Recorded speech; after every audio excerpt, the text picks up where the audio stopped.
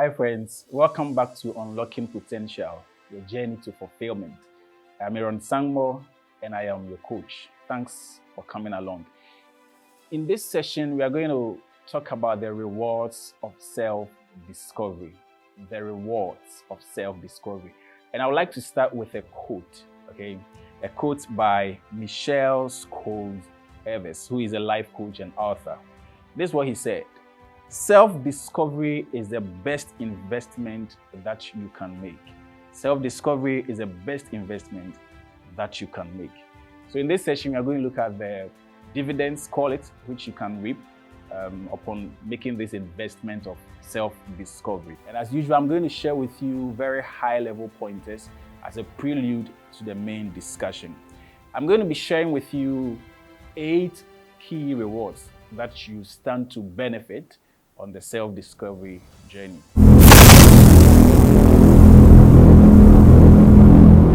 So let's kick things off with reward number 1. Discovering your true self puts you in charge of introducing yourself to the world. It doesn't get better than that, to be in the driver's seat when it comes to introducing yourself. The world uses indices like your age, your gender, your ethnicity, and things like that when it comes to giving categorizations or identifying people, okay? And these things do not necessarily reflect our true identity, because check it, if money or your income level is what gives you a certain kind of identity, what happens when your income level changes? It means you're going to fall into another category or another identity, okay? So you just keep flip-flopping when it comes to that. But your true identity is not a flip-flop.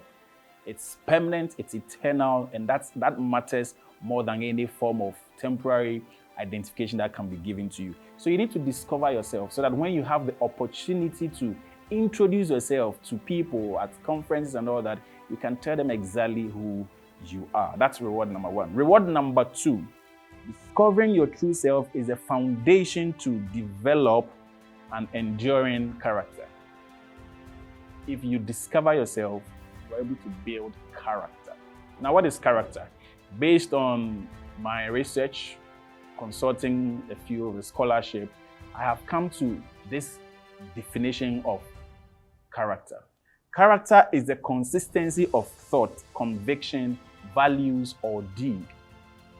Character is simply consistency of your beliefs, of your passions, the things that you hold dear, holding them dear eternally, forever, perpetually, irrespective of situations, irrespective of fear or favor, money, power, whatever.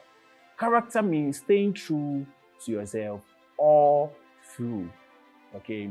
And there is a very interesting way we discuss the alphabets, the numerals, and all those things you see on your keypad. We call them what? Characters. Character. Why? We call them character because A doesn't change in the morning. It doesn't change in the afternoon. It is A at dawn, at dusk. A is the same in Ghana as it is in the America. Even if you go to space, A is going to be A. It doesn't change. So we call them character.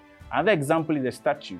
The statue on that road corner is going to be the same way it is, having the same orientation, whether it's rain or shine. So these are examples of character. And there is a person who embodies character so much that I want to talk about. This man is Job. Job faced almost, call it the fiercest of adversities. But in the midst of all that, the man remained true to himself. Job did not change because of situations. Job did not change because he lost his children and property. He held onto his righteousness. He held onto his righteousness. So that's number 2 for you. Let's go to number 3. Reward number 3 for discovering yourself. Discovering your true self enhances effective decision making. Discovering your true self enhances effective decision making. You are obliged to make decisions. Everybody makes decisions. Life imposes that responsibility on you. You cannot say, I won't make decisions. In fact, abstaining from making a decision in itself is decision making. So if you have to make a decision and say, hey, I can't make the decision, That kind of mindset, I can't make the decision, is even a decision by itself. Natural course will fall on you, right? So we have to make decisions. And a research by the Roberts Wesleyan College has found out that on an average, we make 35,000 decisions each day. That's a whooping lot. 35,000 times you're asking questions to yourself and you're making decisions based on those questions. What should I eat? What should I wear? I'm sure it gets worse when it comes to our ladies, right? Even the shoe, there should be a certain color, the bag, a whole lot. If you're in the office, what time should I go for break? Should I make this call? Should I not make this call? So we are constantly making decisions. And for you to be able to make effective decisions, you need a standard. There should be something that guides you. And that thing is awareness of yourself. Make decisions based on who you have come to know yourself to be. So that's reward number 3. Let's go to reward number 4. Discovering your true self is a gatekeeper in your indulgences. I have to emphasize this. Discovering yourself is a gatekeeper. It helps you to sieve the things you can do and the things you cannot do, the things you should do and the things you shouldn't do, the appointments you should accept and the appointments you should reject. Yes. You were not made to do everything. The jack of all trades mantra ends with what? Master of none. You were made to be a master of certain things, not a jack of all things. Today you are here, tomorrow you are dabbling in that, and you are doing so many things, juggling so many things, all to little effect. As a matter of fact, if you want to achieve more, you have to do very little. You have to focus. You have to narrow things down. So discovering yourself helps you to, sieve through the indulgences that you are faced with every day. Let's quickly go to reward number 5. Discovering your true self keeps you from delusions. There are delusions. It is very easy to be trapped in a bubble, in a delusion, to think of yourself as something you are, which you are not. It is very, very, very easy. Okay, and so delusions have a way of producing in us some fantasies, and once again, I'll go back to the example of TV. We watch so much TV, we are so much on social media, we see things and we assume it could be us. Do you understand that? So it is important for you to know yourself so that you keep yourself from delusions. Things that appear to be but are not. Those are the delusions I'm talking about, okay? Know yourself and save yourself the misery that comes with delusions. Reward number 6. Discovering your true self reposes self-esteem. Discovering your true self reposes self-esteem. Let me tell you, the world is going to try to beat you down.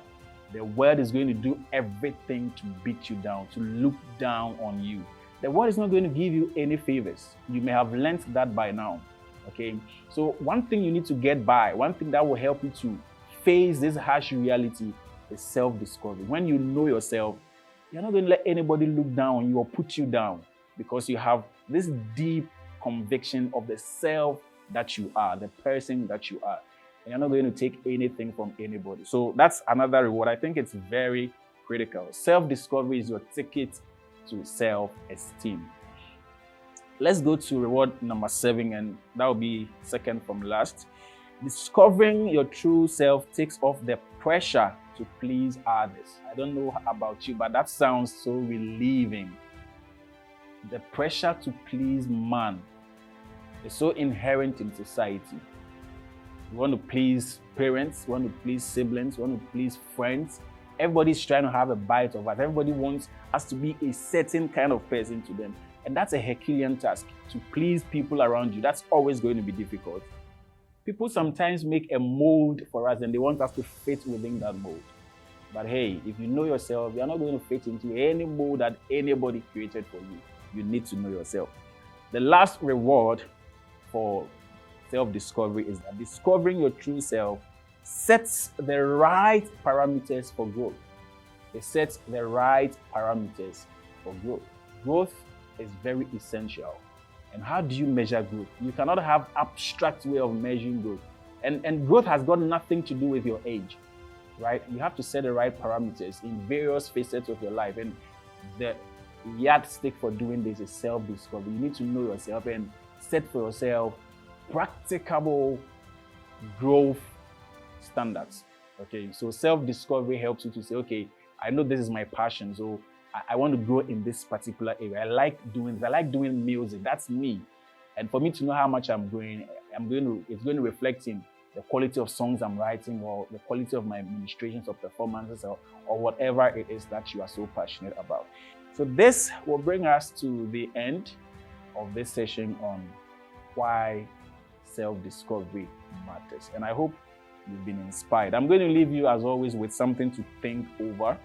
This time I'm picking one from Stephen Covey, who is a best-selling author and seasoned conference speaker. I am not a product of my circumstances. I am a product of my decisions. End of quote. Catch you in the next session.